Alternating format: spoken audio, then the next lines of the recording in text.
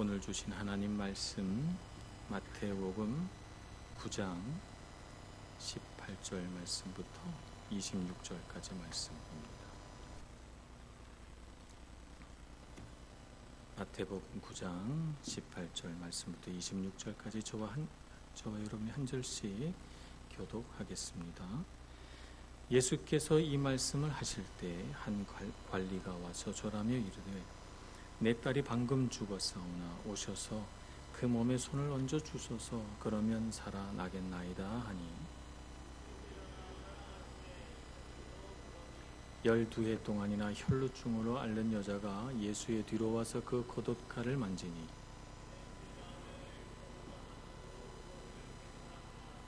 예수께서 돌이켜 그를 보시며 이르시되 딸아 안심하라 내 믿음이 너를 구원하였다 하시니 여자가 그 즉시 구원을 받으니라.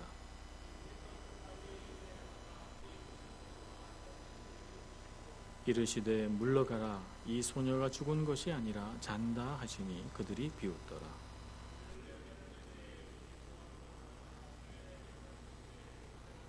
다 같이 그 소문이 그 온 땅에 퍼지더라. 아멘. 삶에서 가장 소중한 것이 여러분 무엇입니까? 건강이십니까? 아니면 성공입니까? 잘 사는 것입니까? 아니면 이 세상 물질입니까? 자녀들입니까? 혹은 사랑입니까?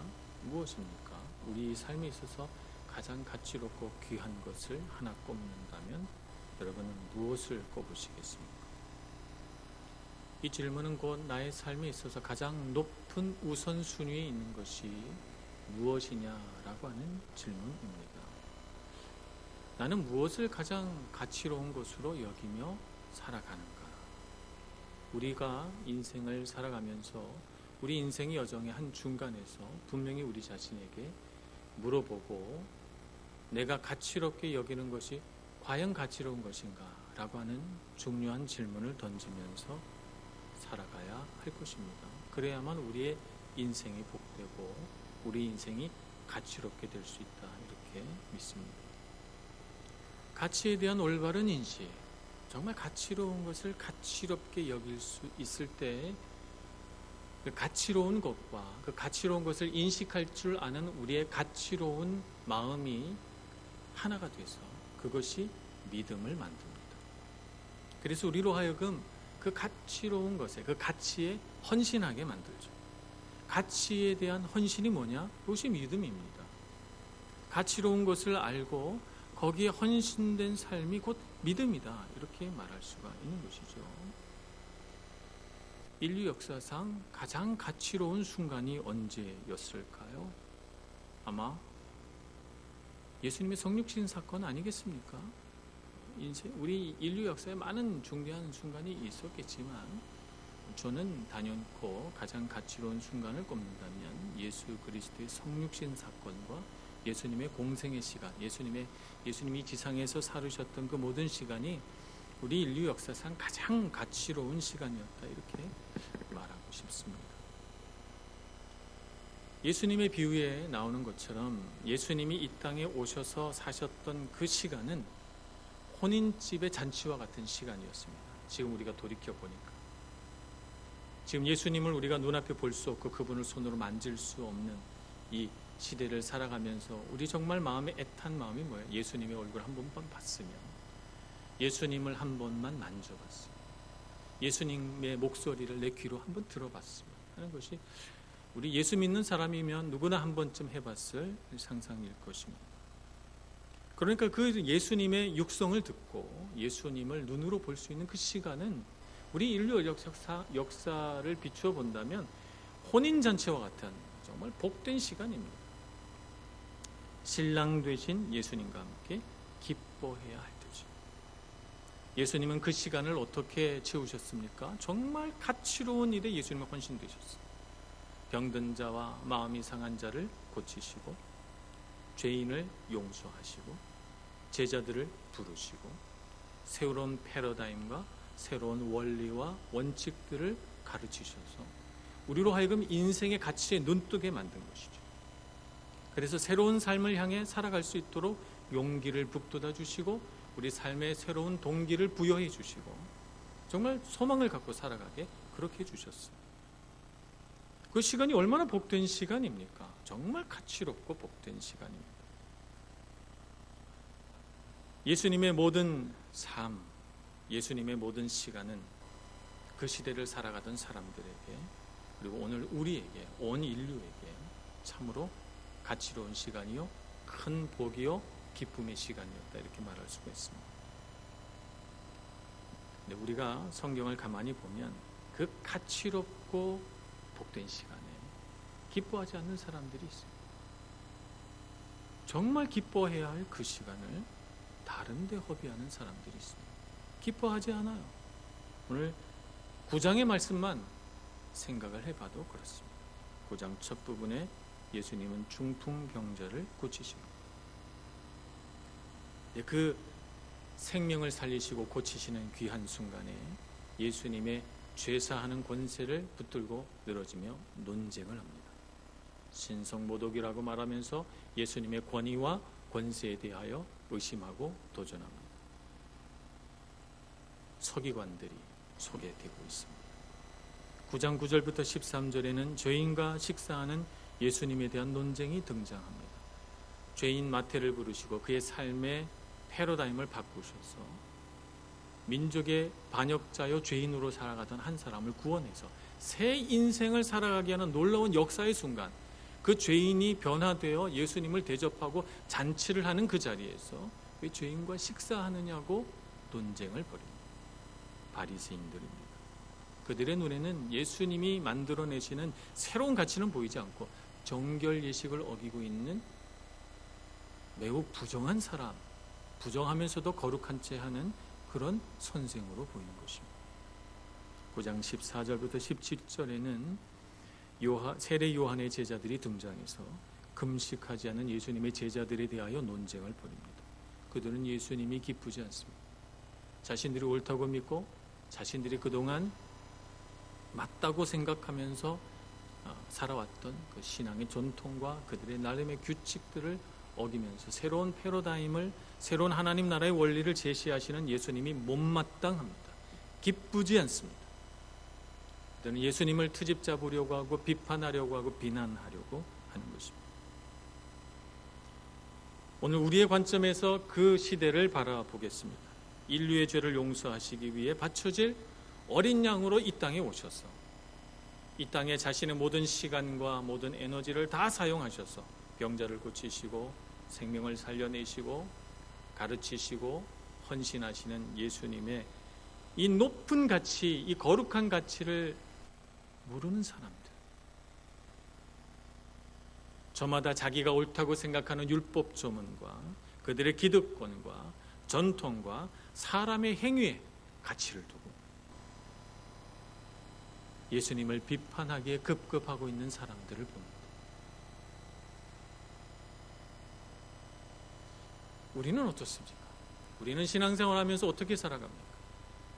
우리는 신앙생활 하면서 정말 높은 가치를 바라보고 그 가치를 우리 삶으로 받아들이기 위해서 더 높고 더 아름다운 가치들을 깨달아가는 기쁨에 가득 차서 신앙생활 합니까? 아니면 왜 교회가 이럴까? 왜 저 사람은 저럴까? 비판하고 비난하면서 내가 가장 옳다고 생각하며 살아가고 있습니까?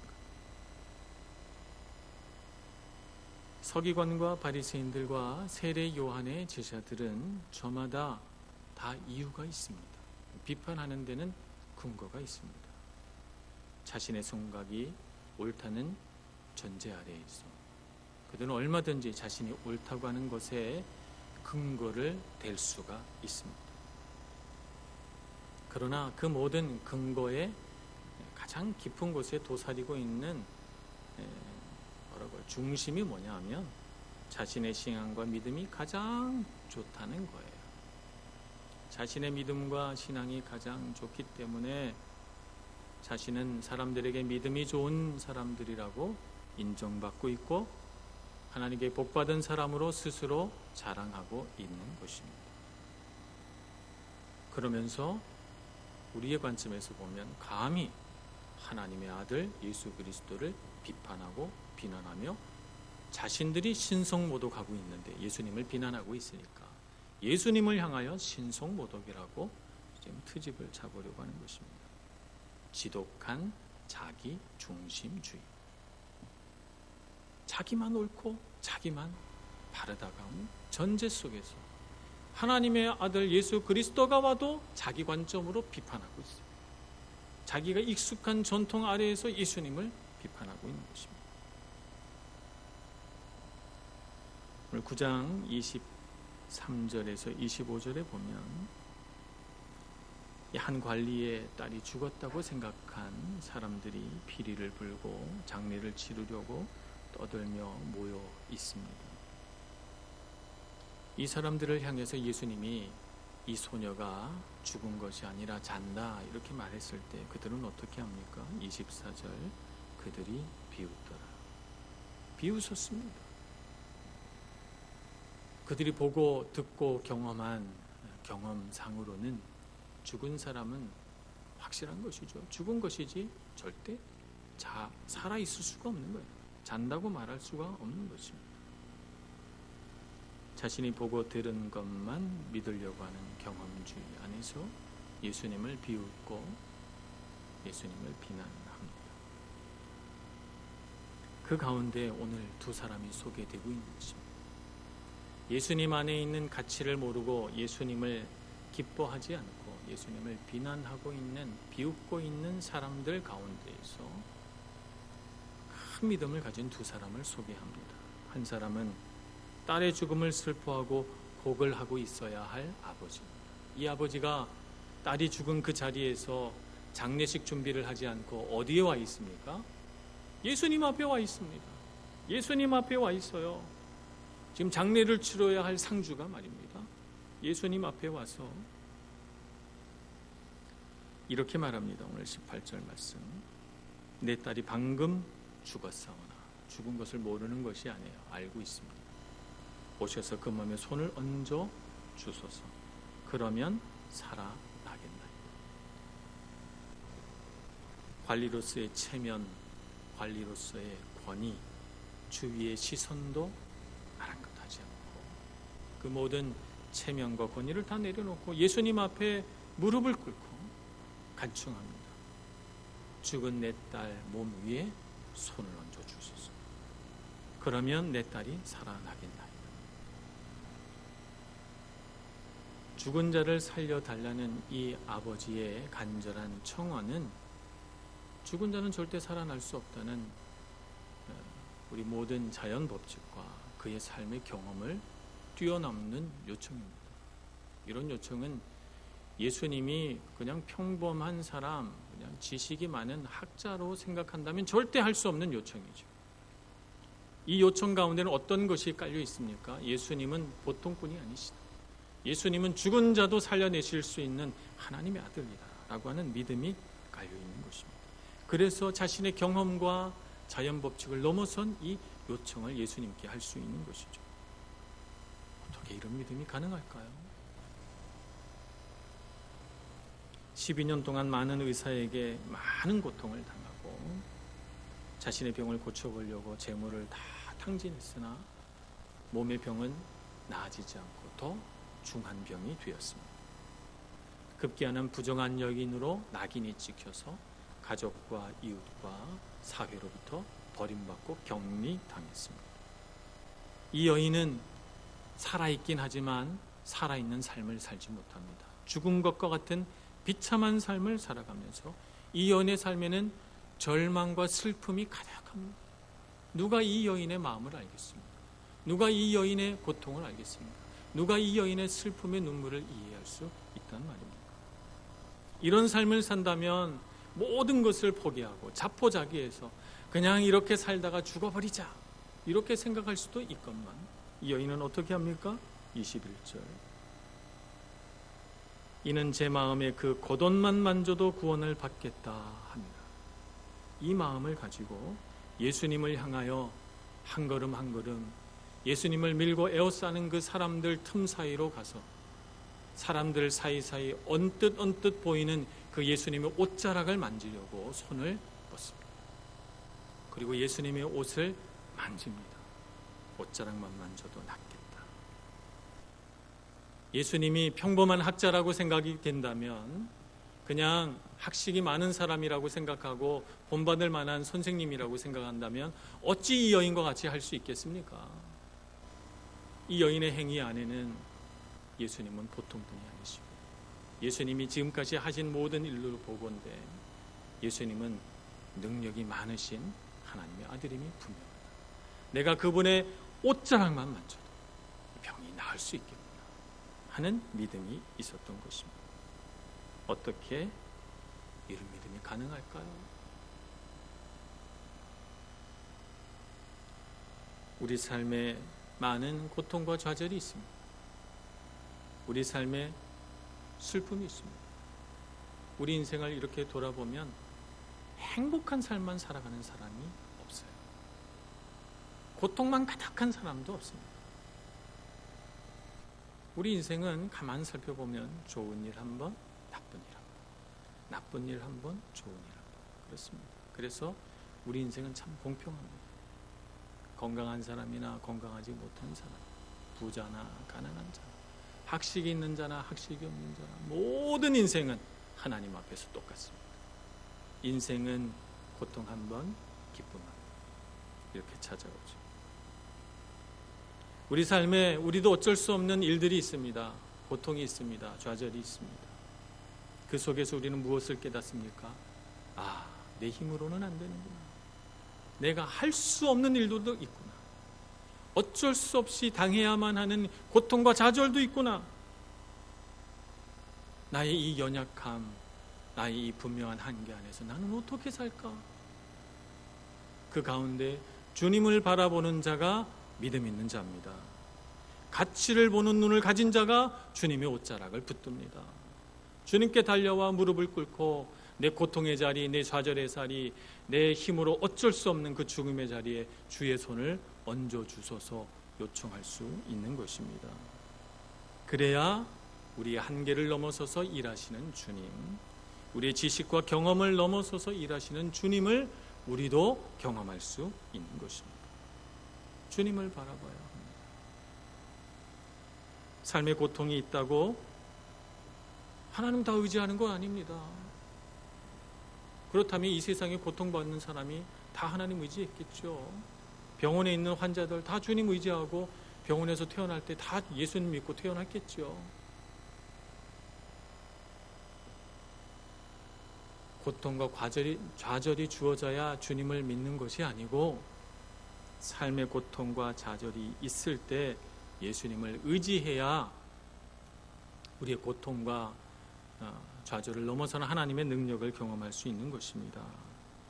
예수님은 하실 수 있다는 믿음을 가져야 진짜 믿음입니다.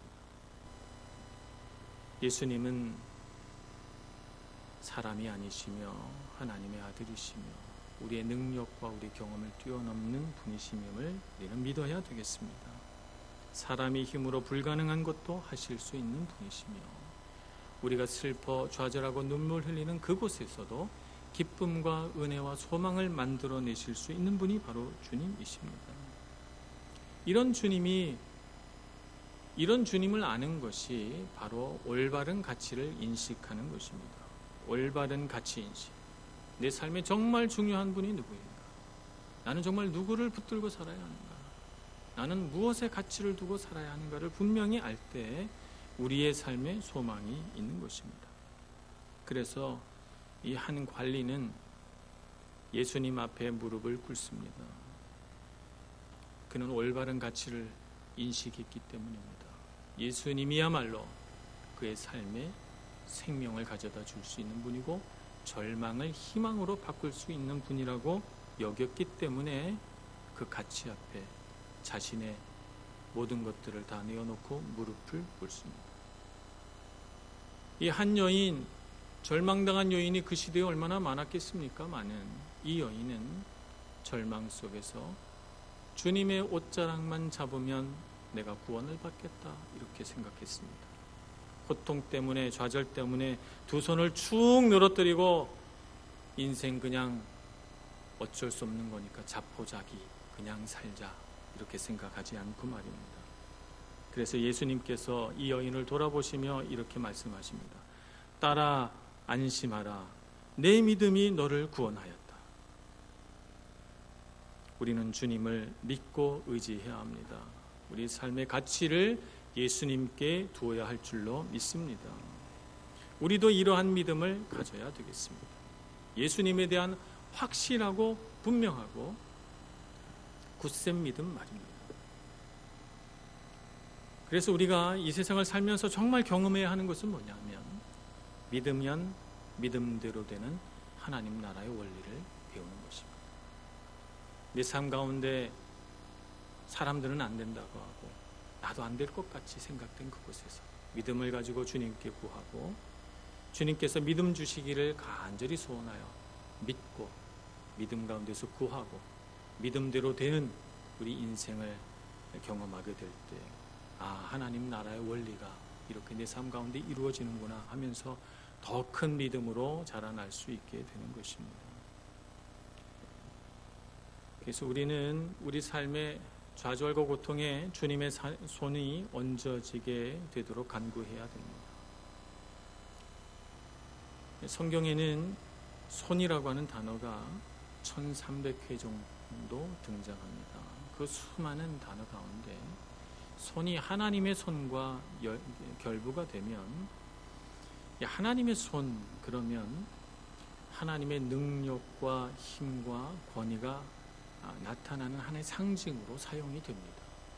주님의 오른손, 하나님의 손이 나타나 이런 성경 구절 참 많이 있는데 그럴 때마다 하나님의 능력이 사람에게 부어지고 하나님의 손이 나타난 곳에서 승리가 나타나고 이렇게 되는 것입니다. 주님의 손을 얹어 주소서. 예수 그리스도의 능력과 권위와 힘이 베풀어지기를 소원합니다. 이렇게 원하는 것입니다. 오늘 우리도 주님 앞에 기도할 때 내 고통과 좌절의 자리에 소망이 사라지고 있는 곳에 주님의 손이 얹어지기를 기도해야 되겠습니다. 성경에는 또 많은 손이 사람의 손과 관계되어 나옵니다. 우리의 손은 어떻게 사용됩니까? 우리의 손은 각종 다양한 일들을 합니다. 기능적이고 아주 정교한 일들을 우리 손으로 합니다. 우리의 손은 하나님을 찬양할 때 사용되기도 합니다. 주님을 높일 때 사용됩니다. 기쁠 때 우리는 손뼉을 쳐서 우리의 기쁨을 표현합니다. 기도할 때 손을 모아서 주님 앞에 우리의 손으로 우리 마음을 표현합니다. 그런데 다른 때도 사용됩니다. 우리의 손으로 움켜잡습니다. 움켜잡고 놓지 않으려고 합니다. 우리의 손으로 사람을 묶습니다. 사람을 묶어놓고 놔주지 않습니다.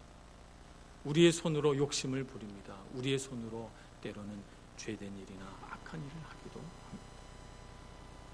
우리의 손이 어떻게 사용되어야 하겠습니까? 주님을 기쁘시게 하는 손이 되어야 합니다. 그러려면 우리의 손이 어디에 가 있어야 합니까? 주님의 몸에 가 있어야 합니다. 아까 우리가 찬양했지만 주님께서 우리를 위해 걸어가신 그 발 위에 우리의 손이 있어야 합니다. 주님의 손에 우리의 손이 겹쳐져야 합니다.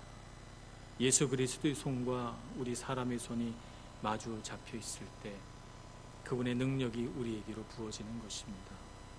그래서 예수님을 향하여 우리는 손을 뻗습니다. 주님께서 하시려고 마음만 먹으시면 언제든지 주님의 능력이 내 삶에 베풀어져서 슬픔이 기쁨이 되고 고통이 소망이 될 줄 알기 때문에 우리는 손을 뻗습니다. 그래서 우리는 두 가지를 놓고 기도해야 됩니다. 하나는 주님의 손이 우리에게 얹혀져서 우리의 고통과 괴로움을 해결해 주시고, 또 하나는 우리 마음속에 좌절 때문에 우리 손이 축 늘어져 있지 않고 손을 들어 뻗어 예수님의 옷자락에, 예수님의 몸에 우리의 손이 닿을 수 있기를, 그런 소망과 그런 기도의 능력을 가질 수 있기를 기도해야 되는 것입니다. 오늘 이 저녁에 그와 같이 주님을 향해 간절히 기도하시고 이 관리와 같이, 이 여인과 같이 믿음으로 놀라운 구원의 은총을 누리시는 여러분 모두가 되시기를 간절히 축원합니다. 기도하겠습니다. 자비로우신 주님, 우리를 향하신 하나님의 그 거룩하시고 자비로우시며 은혜로우신 뜻을 우리가 잘 알아서 이 세상에 우리의 마음을 무너지게 하고 때로는 힘들게 하고 고통스럽게 하는 일들 앞에서 이 세상 일을 바라보지 않고 하나님을 바라보는 저희들 되게 하여 주시옵소서. 우리를 위하여 치유하시고 돌보시고 능력 주셨던 예수님의 손을 바라보 소원하며 그 손이 우리 고통의 자리에 얹혀지기를 간구하는 저희들 되게 주옵소서. 우리가 더 이상 좌절에 묶여 살지 않게 해주시고 우리도 힘을 내어 용기를 내어 주님을 향해 손 뻗게 해주시고 우리 손 잡아주시고 우리에게 능력 베풀어 주실 주님을 기뻐할 수 있는 저희들 다 되게 하여 주시옵소서. 예수님의 이름으로 기도합니다.